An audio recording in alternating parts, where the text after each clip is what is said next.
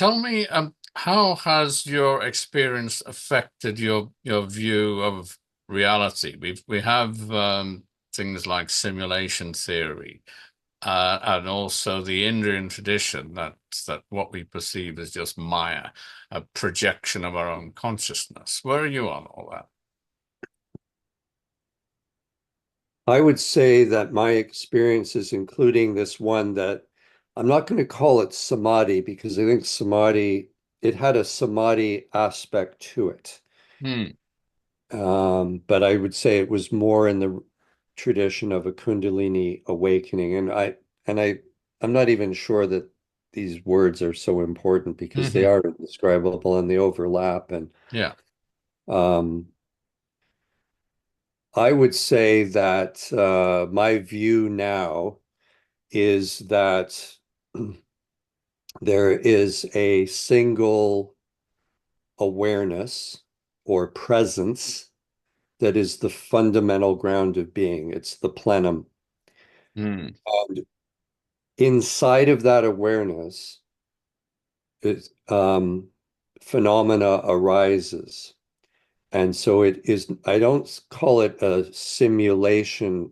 I never use that word because simulation is a copy a Yeah. sim- from that, Latin or Greek word. Yeah. So I don't think this Simulacrum. Yeah. I don't think this world is a copy of another world, and that other world's the real world, and this is a copy. But I agree it is like a simulation. Ramana Maharshi used to use that film and theater screen analogy. Hmm. I I think a lot of us have updated that, and it's we would say it's like putting on virtual reality goggles, and we're in a holographic video game like the holodeck on Star Trek, and there is no person here really. There's an apparent person, Yeah. but it's not to say that this is not real. This is the funny thing, and it's a nuance. This is the real world, or maybe we should say it is a real world. Hmm. And the issue is whenever we penetrate some new level of mystery, well, we're not accessing a different world, we're just expanding on this real world. But the nature of the real world is that it is convincing, but it's dreamt. So I would say, it's not me dreaming it. This coffee cup mug is being dreamt, the coldness or heat of it, the hardness. And it's rules based too, this dream. It's not like in order for the single awareness, which is alone for all eternity, to entertain itself and have company, it dreams of a whole world. And then it has its rules. So yeah, my hand can't go through this coffee mug because I'm dreaming that I have a hand.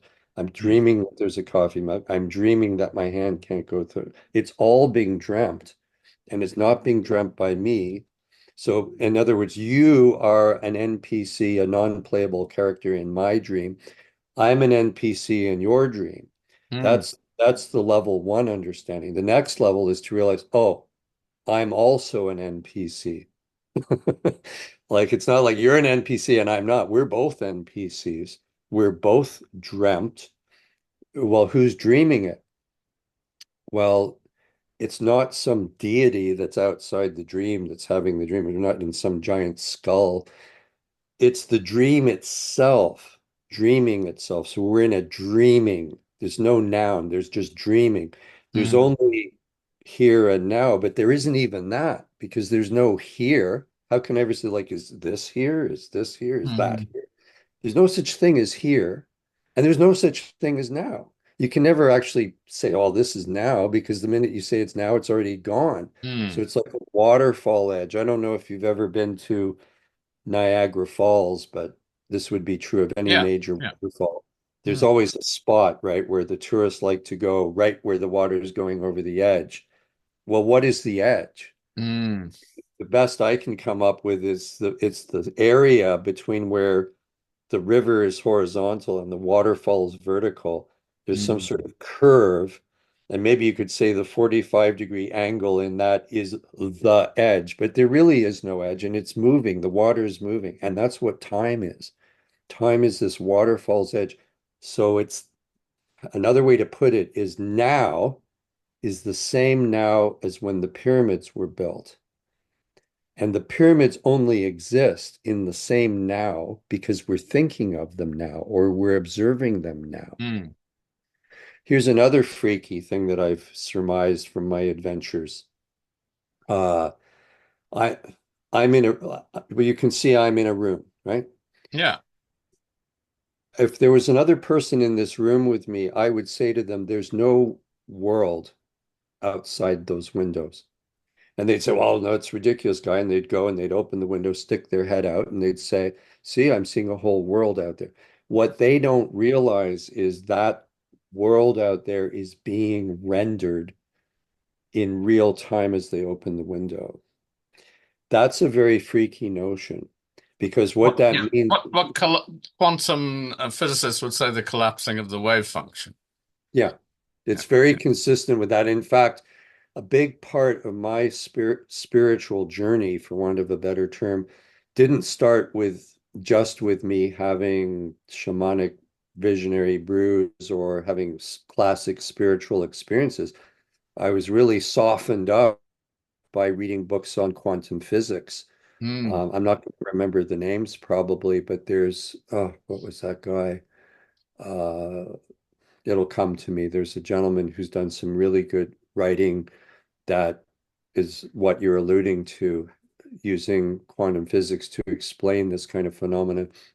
Also, the writings of Rupert Sheldrake, the Cambridge biologist who's written books like The Sense of Being Stared At, and Yeah.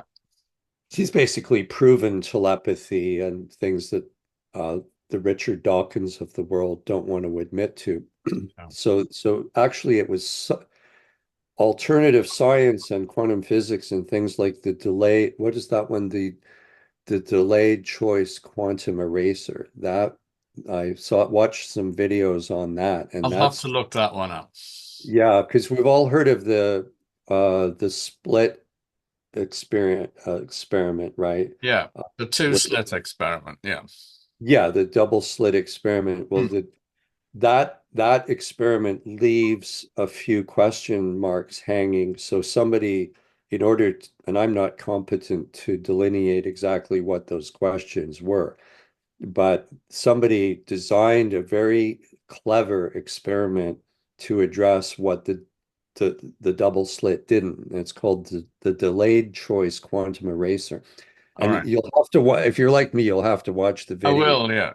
Like, but you'll have to watch it like 5 times to even get it. But All once right. you get it, you go, it really proves there is no physical world.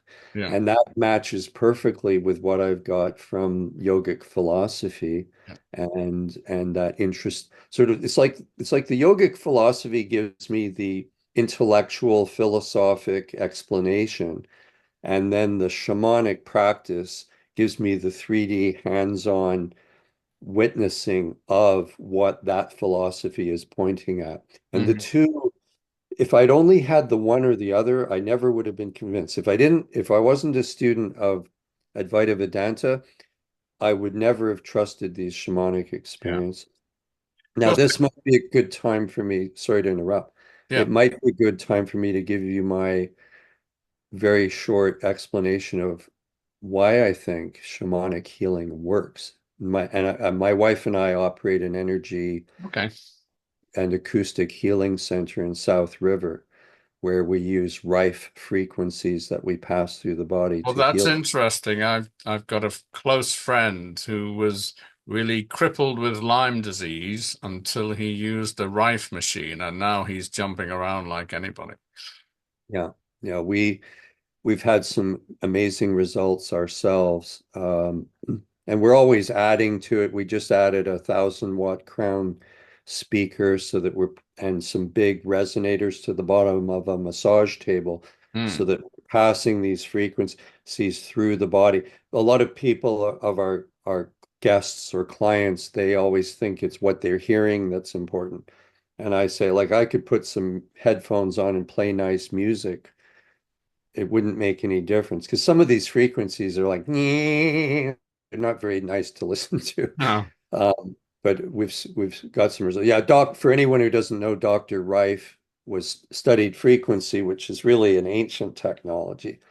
And he was curing everything from cancer to Parkinson's, MS, Alzheimer's, you name it, depression, anxiety with frequencies that are appropriate for each um, illness, if you will. So in a sense, you could think of it, I think of it as if you have a musical instrument like a piano or a guitar, and it's out of tune, out of harmony, you get that leads to disease. If you tune the guitar or the piano back to being in its harmonics, then the body heals itself, it self-regulates, and it does so magnificently.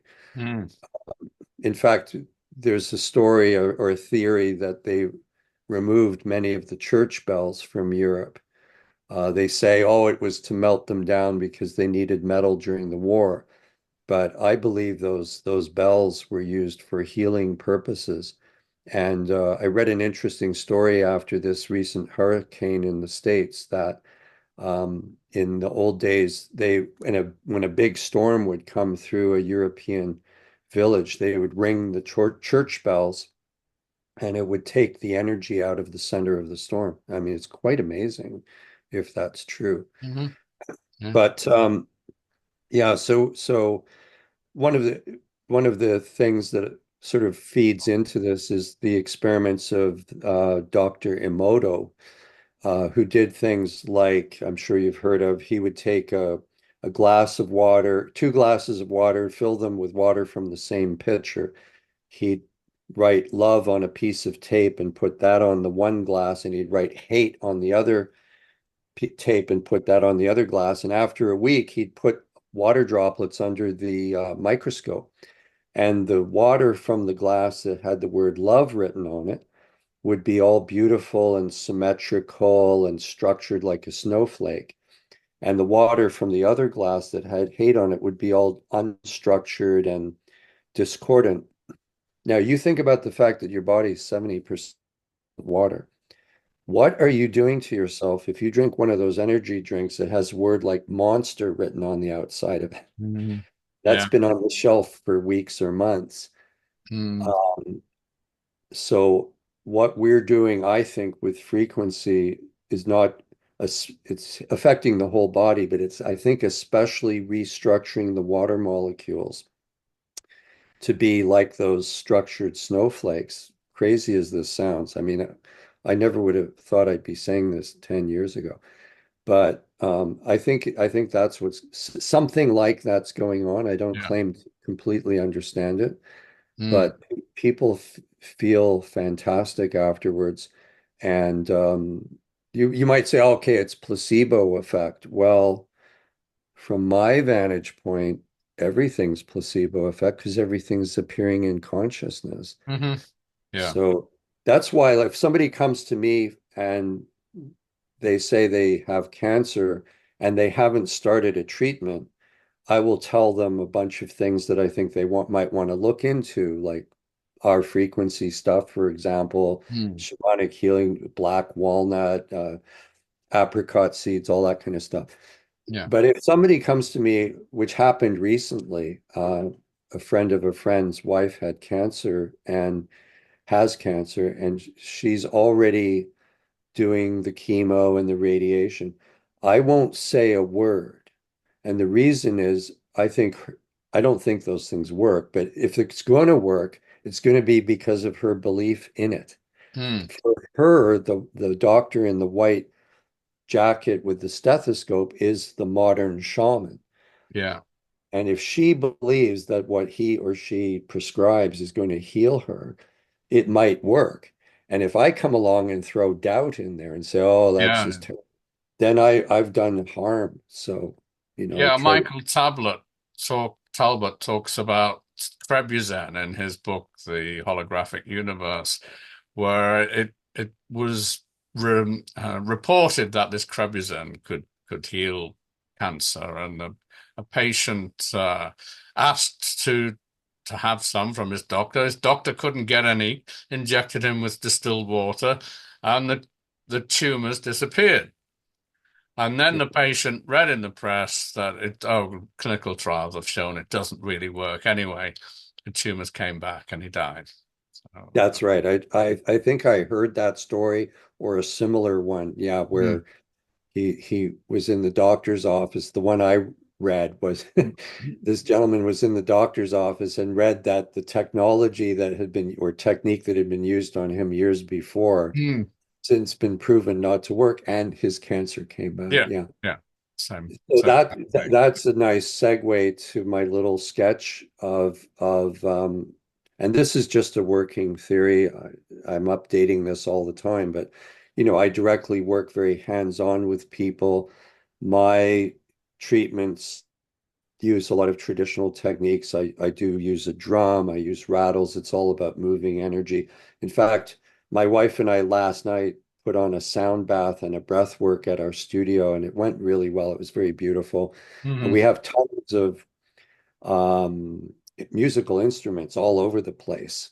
And we have crystal bowls and brass Tibetan singing bowls and Hmm. uh, Indian flutes and things. I use Yeah. all of those things. In fact, the front of our store is we sell stuff, and we have like Tibetan carved masks and things. I even grabbed one of those off the wall. Actually, it was an African one that I used Hmm. in the healing. You never know what you're going to be called to use. Now, Mm. what is happening is, I think the person comes in, let's say it's Susan, and Susan has depression, or maybe she has Parkinson's or something. It really doesn't matter what the condition is. When she comes through that front door, she's coming from one reality into my world. And from the minute she enters that door, and you're a practicing hypnotist, so you would appreciate this. One of the reasons, and it probably best that people who come to me not see this interview because I'm giving away some of my magician secrets, All but right. the minute they come in the studio, it's very beautiful in there. It's white walls. I have this big altar that's raised, built into the wall with statues. We have art all over the place. We have beautiful fabrics, musical instruments. The first thing everyone says when they come into our studio is, wow. So that's really important because they're coming into a space where they've already been shifted. And then what I do is I put them on the frequency table for maybe an hour. And the first half hour of that, I use an app on my phone called Luminate, Oh, which I've is got it. Yeah. the flickering white light, and gives you like a self-induced psychedelic experience. I don't claim that that in itself does healing, but I want to do everything I can to get the person out of the outside world.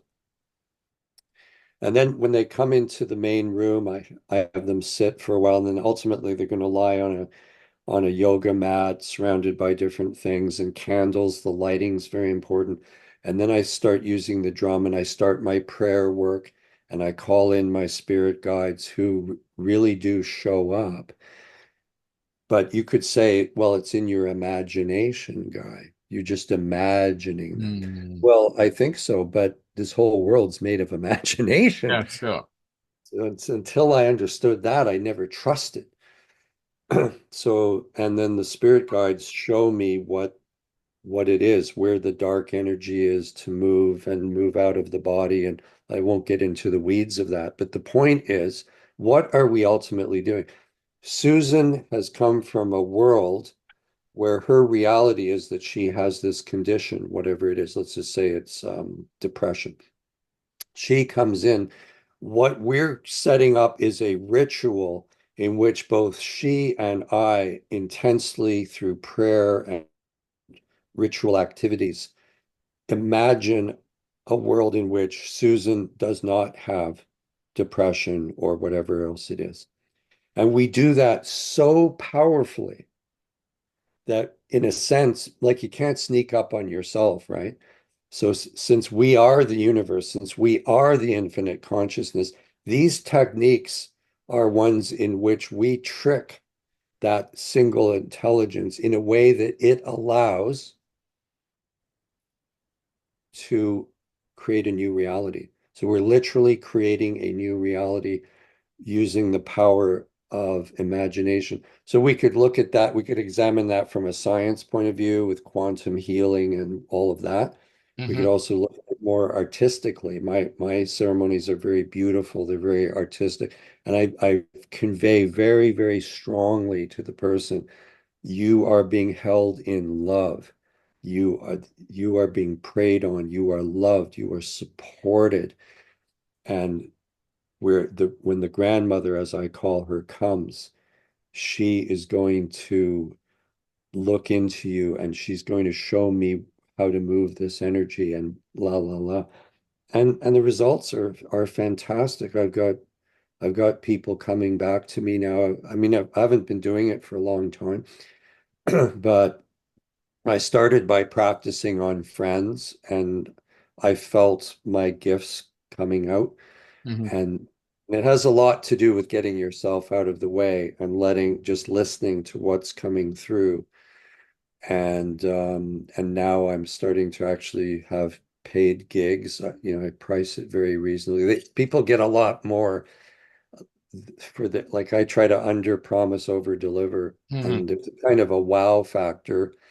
I suspect that as my practice expands and becomes more serious, some of these healing sessions will go all night. Like I've had some that are typically 2 to 3 hours, but I can imagine there'll be scenarios where the person will be calling their husband or wife and saying, "You got to pick me up in the morning. We're still going." Yeah. And we've set up our studio so somebody could actually sleep there. We have a fold down futon couch, so we're anticipating that sometimes. It's serious work. Yeah, I've done as a client some overnight sessions using ESS technology, which is a frequency generator, and yeah, slept overnight. Yeah, you do whatever needs to be done. And I honestly, we had this beautiful sound bath last night. We have all kinds of interesting instruments that make like bird calls and beautiful chimes that sound symphonic. Like it's just next level where we're Hmm. going with this. We just bought a very expensive gong called the Eight Corners of Heaven gong that you can look up online and creating whole soundscapes, and people love it. Mm. But I remember when we usually sit around in a circle afterwards and just talk for a while about anything that came up for somebody because it is medicine. It's Yeah. not using ayahuasca, but it is medicine. Mm. And a lot of things come up for people. And I remember saying after some of them felt that they sort of had breakthroughs, I said, look around you. You're kind of looking at possibly the field hospital of the future. You know, there's Yeah. not so much machines, but what was that Monty Python sketch? The machine that makes the ping sound. This is all statues and art and Yeah. music and these traditions. It's because as you know, what's different about indigenous or first peoples is they never had this divide between the doctor and the priest. Yeah. They integrate the whole spiritual side with the physical side. And that's what I learned when I went to Peru, where I saw, for example, I saw when I was in Peru the first time, I saw people who had been heroin addicts for 20 years get cured in a single week. I saw a lot of people down there that, especially in those days, were vets from the Afghan war and the Iraqi war who had what do they call it when they're traumatized? PTSD. PTSD. And they had been suicidal and had had very difficult times. And I saw them just experience a total transformation from this kind of work. When I went down, I was there because I was intellectually curious about the spiritual side and I'd been an artist in my 20s and I'd felt that did a lot of surrealist kind of painting, and Yeah. I'd felt that I'd gone up to this invisible barrier, but I couldn't quite penetrate it. And so I was curious to see if this drug of the rainforest was going to push me through that membrane, which it did. Then I was pissed off that I hadn't done this years before. But I was actually very angry because I realized how our technocratic society keeps us separated from this, which is our birthright. Um, and I was joyous, but I was also really angry because I saw how we'd been kept from it. But now I've totally lost my train of thought. Oh yeah, it was to do with how this all works. So uh, it's a reframing of reality, uh, and I think everyone will get to that path in different ways. Everything's going to be a little unique to everyone. Mm. So this is my story. This is how this awakening happened for me. Um, I feel you might say, God, do you feel you're fully enlightened now? Do you feel you've attained full self-realization? I would say not. I would say that if I'm really honest about it with myself, I think I've experienced a massive Kundalini awakening and an energetic shift that I'm still processing. I feel that I've crossed the death barrier, so I'm interested in becoming a death doula or doing things to work with the dead because I think I can help them Mm. understand you're, there is no death, there's just the death of the ego. And I haven't figured that out yet, but that's going to be part of my work.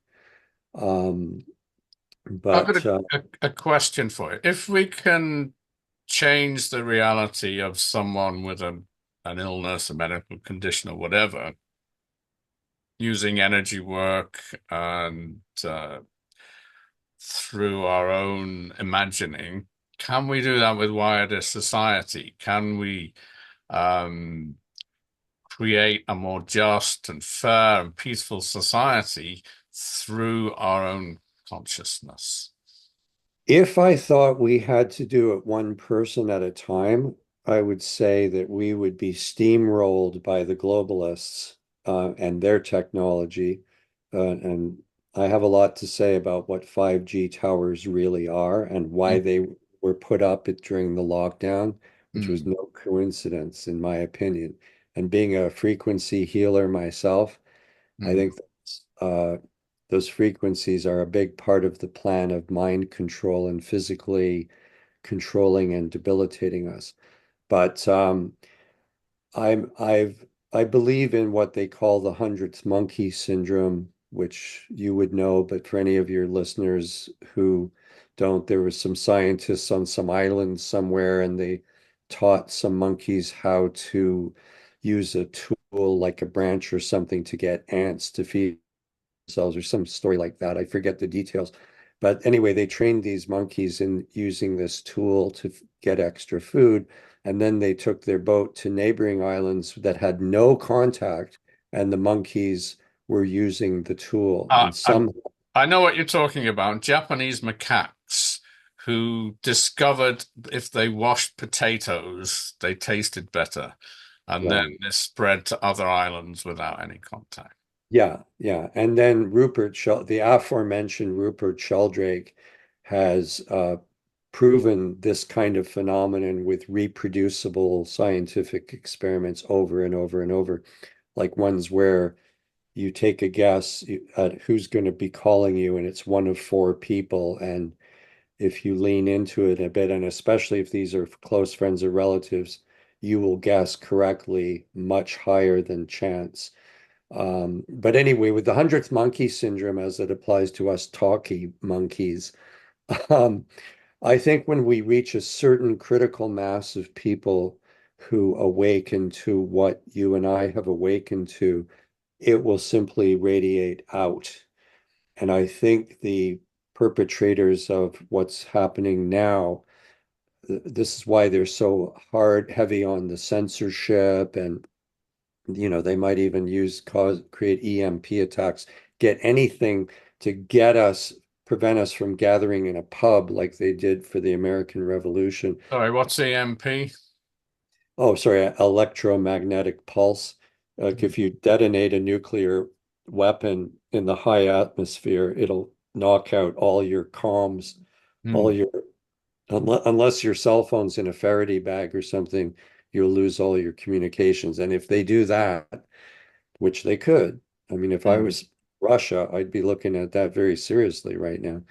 Yeah. Um, uh, you pretty much put society back 300 or 400 years Mm. quickly. And so I'm not so, yeah, of course, I'm concerned about nuclear warfare, but I'm equally concerned about these EMP attacks. But anyway, my, where I'm very black pilled, I'll tell you. But where I do have hope is with this 100th monkey syndrome, raise conscious awareness. If I write another book, it'll be because of that. Doing podcasts like this and writing my own articles, Yeah. it's all in service of that idea. We creating conscious Yeah. community, and I do believe we will prevail. It's just as every day, month, year goes by, and we don't take enough action, it's going to get a lot worse before it gets Mm. better. And right now, it's looking like it might get a lot worse before it gets better. But I am ultimately optimistic, and I do live with hope. Yeah. And I've stopped, especially after what happened last week. One thing I've noticed is my anxiety levels have gone way down, and I'm just more focused on what I can do and know that, I'm standing in my square. I'm doing work of my highest purpose, and I'm just not going to worry about the outcome because I have no control over it. And from an Advaita understanding, there's no one here to have control over it in the first place because it's all being dreamt. And there's a Mm. lot of implications for free will when you understand this stuff. But you still have to, as Ram Dass said, you still have to honor the incarnation. You still have to live as though you are the one deciding things because that's the game that God's playing. If you think have you ever read the not the Ramayana, what's the other one? The Bhagavad Gita. And in the Bhagavad Gita, it's just this scene from the much longer Mahabharata, and Mm. it's Arjuna, the warrior king, is standing with his charioteer, who is an incarnation of Krishna. And they're standing in the morning looking out over this battlefield, and the enemy, which is all people that Arjuna knows, including relatives and people he loves, they're about to go to battle. And Arjuna is saying to the charioteer, Krishna, this is so he's having an awakening. He's like, this is so senseless. I realize that this is madness. And in the Advaita understanding, you would have expected really, like, does the charioteer turn to him and say, "Oh, it's so good that you've woken up. Let's call off the battle. You're enlightened now. All Mm. this is senseless." No, he doesn't. He says the exact opposite. He says, "You were born a warrior king, and your job in this, as we would call video game, is to lead your troops into battle and have this big battle because this is God's television show." He doesn't say that obviously, but Mm. Yeah. this is all about nothing's actually happening. No one's actually dying. And if you Mm. really understood what you think you understand, you would have no hesitation leading your men into battle Yeah. because this is what we're here for. It's this great drama, and when we die, we mourn the death of that avatar. But what we really also do is if we celebrate the person's life, it's like standing up at the end of a great performance where Sir Laurence Olivier has played Hamlet or King Lear. We say, what a performance. Oh, the life of Guy Crittenden. Mm. Wow, that was spectacular. This is Mm. I'm essentially a puppet, an actor Yeah. that's, God's kind of controlling the puppet. And so Um, and it's true that some people, and I think some of the people at in the capstone families, as I'll call them, they are aware of this technology, but they've used it for sorcery. They've used it for power. And they even engage, I've given to understand, in human sacrifice and unspeakable things with children in that, because Mm. that's how serious they are about the game they're playing. Yeah. And we need to get equally serious on our side. So I think when you have these experiences, unless you're a sociopath, you will be inclined, you'll be very drawn to the path of the bodhisattva. You'll be very you'll be very much inclined to say, now that I see all this, what can I do to help? It's all a dream. I can't change that, but maybe we can make it a better dream, Mm. you know? Yeah, Bashar, I don't know if you listen to Bashar, channeled by Daryl Anker, but Bashar says it is a simulation, but it's our simulation Right. we created.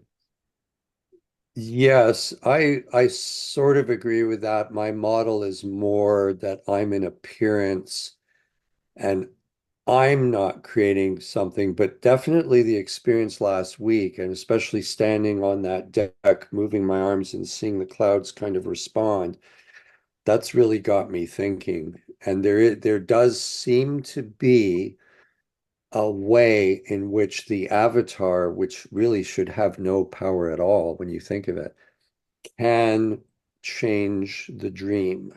Mm. I've sort of hinted at as to how I think that works. I don't know if I'll ever fully understand how that works, Yeah. but I think the way that I'll just call it the formless absolute, or I like the term they use in Sufism, they call God the beloved. Yes. Yeah. It's the original romance. I really like that because some of that Eastern philosophy gets very um, dry and intellectual, and the Sufism is very heart-centered, and I like that. Yeah. Yeah. But I think the beloved, the formless absolute, again, I don't play video games, but I used to watch my kids play them. In those video games, you can find like health units or little ammo caches or treasures. They call them jewels, and Mm. you character sort of puts them in his backpack and keeps running along with his sword, or his gun, Mm. and then he goes in a castle and he looks, oh, there's another jewel, and you put that. Yeah. And Yeah. I think it's kind of like that in this reality. There are these jewels that we can come across that then give us powers.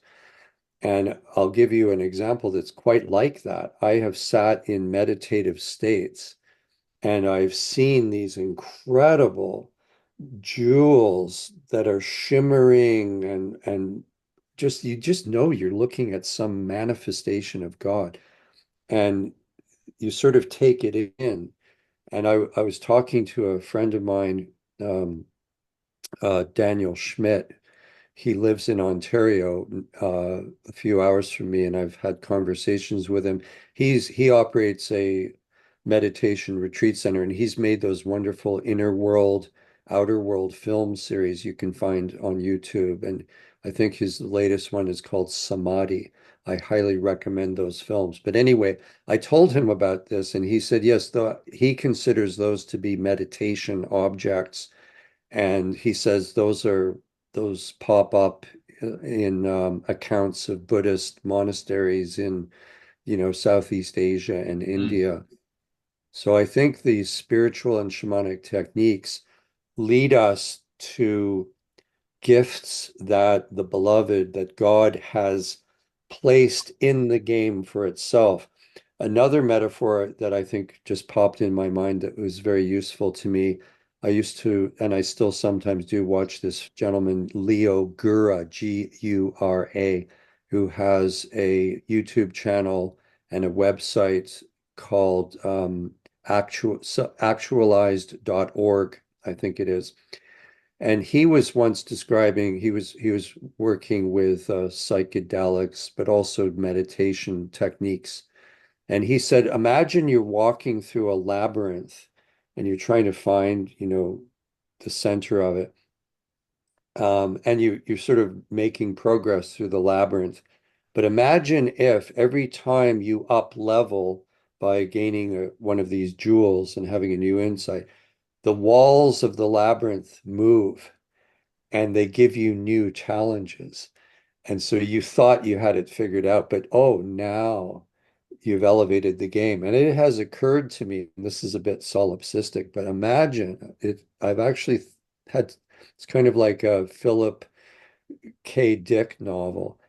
I'm thinking, is it a coincidence that I drank ayahuasca for the first time and started this next level of my journey in New Year's Eve 2013, 2014?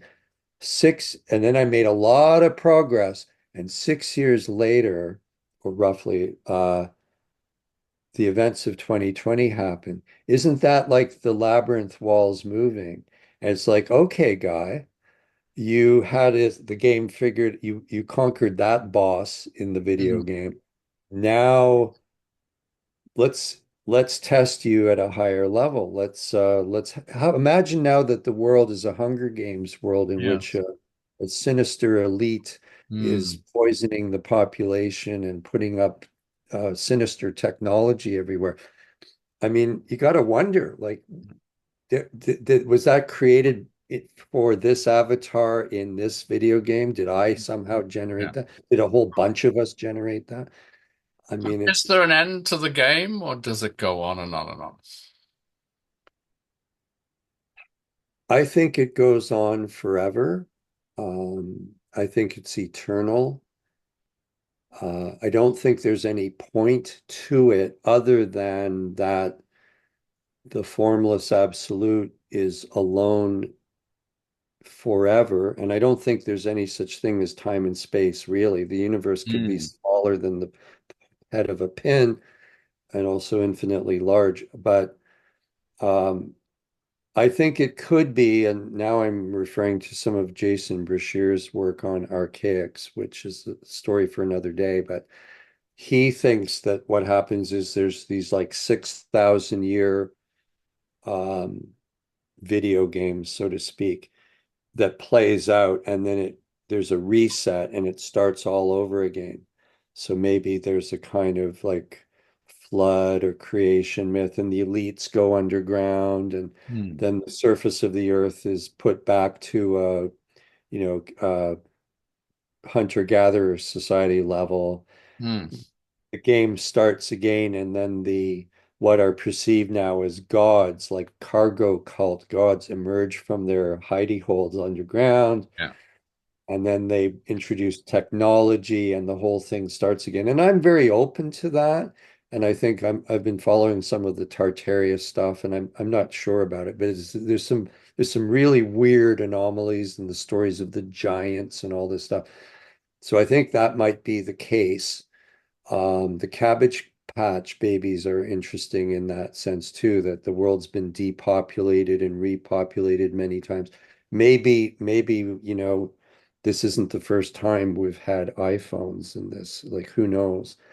I don't obsess about that because really this understanding leads you to live in the moment. Yeah. But I call it a fireside chat. I do like to sit around Yeah. sometimes and speculate about things like that. And so that would not surprise me. I mean, and one of the pieces of evidence that's the most interesting, if you look at the pyramids in China that they keep trying to cover up, and South America, and there's these tall, you know, people with elongated skulls or red Mm. beards like Vikings that are completely anomalous. I'm starting to consider that those were possibly the overlord class that had become very Caucasian white skin from living underground. The government wants us to look up, right? They want to tell us there's alien invasion coming. But I say we need to look down. We need to Mm. look where the magician is wanting us to look over here at UFOs. Mm. I say we should be looking at what's underground because I think Yeah. that's where they go. Yeah. and then they pop up and they restart the whole thing. That's Yeah. Time is getting on. We're going to have to finish soon. But I want to ask you about spiral dynamics. Ages ago, you said, "Oh, you must look at spiral dynamics. What is it, and why should I get into it?" yeah, I have a different perspective on it a bit since what happened last week, Hmm. because as Ram Dass used to say, all practices are ultimately traps. And I can see now how spiral dynamics with its color categories could become a trap. But for me, it was and will likely remain a useful tool, not least for how to converse with each other about the process of conscious evolution. And basically, spiral dynamics, I think is it 7 or 8 steps? It's not just woo-woo stuff. It was based on actual scientific, credible research in the early to mid 20th century. Um, it's a roadmap of conscious evolution. And it applies to an individual, but it also applies to a whole society. And if we could all learn what it is, and again, if you want to learn about it, that guy Leo Gura on Actualized has a very good series about it where he spends a few hours on each of the stages. So, for example, a hunter-gatherer society like tribes in the Amazon would be uncontacted tribes, they'd be in stage purple consciousness and they'd have their creation myths and they'd have a certain level of technology. And then and stage red is the level of empires like the Sumerians and the Hmm. Assyrians. And then Yeah. it goes up and up to like most people in our society are in stage orange, which is a very materialistic side. And each one of these stages has pros and cons. So stage orange is not very spiritual, it's very materialistic, but it also gives you, you know, I don't know, rockets to the moon and stuff like that. Um, a lot of people are in stage blue, which is basically your fundamentalist Christians, your Bible Belt, your sort of ethnically centered, like anybody who's really like Mennonites would be a good example of stage blue. So very biblically, scripturally based, but also a positive side. They live independently, they grow their own food, la la la, and then it goes all the way up to um, uh, well, it brings you all the way up to the enlightened stage. And then the final stage, which I think very few of us get to, is stage choral.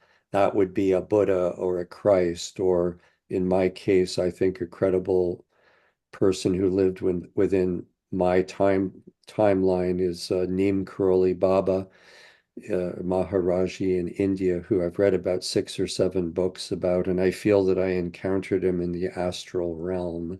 Hmm. Uh, that's stage choral. Anyway, it's very useful because then um like I have friends who I don't realize why they don't get me anymore. And I realize, oh yeah, when I was fully in stage orange, not that not it's not like you lose the previous stage, Yeah. you just add to it.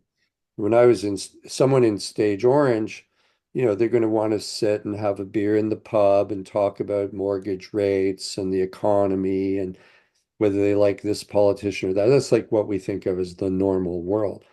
And when I broke through into stage green, which is the big heart opening, that's the next stage. It's not that I suddenly turn to my old friends and go, oh, well, I'm enlightened now and I've had the big heart opening and you're not worthy of being around me. Not at all. It's they pull away because you're Hmm. no longer recognizable to them. It's like you just don't want to talk about the same stuff. You want to talk about at that stage going to Burning Man and you using peyote and your priorities become different. And now I'm Ken Wilber talks about these kind of levels as well, doesn't it? Ken Wilber, he actually took spiral dynamics, changed the colors, Ah. and created his own system based on that. which I'm not saying there's anything wrong with that, Hmm. but Ken Wilber is actually teaching his own version of I, spiral dynamics. I So got if you. you want, so Ken Wilber is actually a great guy to study because he's actually very syncretic and Oh he's yeah, yeah. tied in a lot of things. I haven't studied his stuff in depth, but what I've been read of his is he's been on a very similar path to my own, Hmm. Yeah. you know, and I feel I'm now I spent about a decade working through stage yellow, which a lot of spiritual bypassers don't want to do because that's the one where you've got to face the realities of this world. And so when I was researching the dirty war on Syria, like that was classic stage yellow Yeah. work. Yeah. And now I feel I'm kind of breaking into stage turquoise, which is um, more the level of some of, say, people who have a deeper grasp of what's going on. And Hmm. I can't honestly say where I'm at yet in that, and it doesn't matter. Yeah. It's all at the end of the day, the thing you got to be careful with is judging other people with that, using it as a tool to say, oh, they're just stuck in stage. Like you got to watch that. And also it can become confining because really it is useful like a map, but you can't confuse the map for the territory. A Sure. map of New York is not the same as Manhattan City. So Yeah. your authentically felt shamanic and spiritual experiences, you know, are going to be the real thing. They're not going to be spiral dynamics, Yeah. although Yeah. so that's clear. Yeah. Well, we've been talking 2 hours, and I'm sure we still haven't exhausted all the things we Oh, talked that about. flew by quickly. Well, I'm a blabbermouth, aren't I?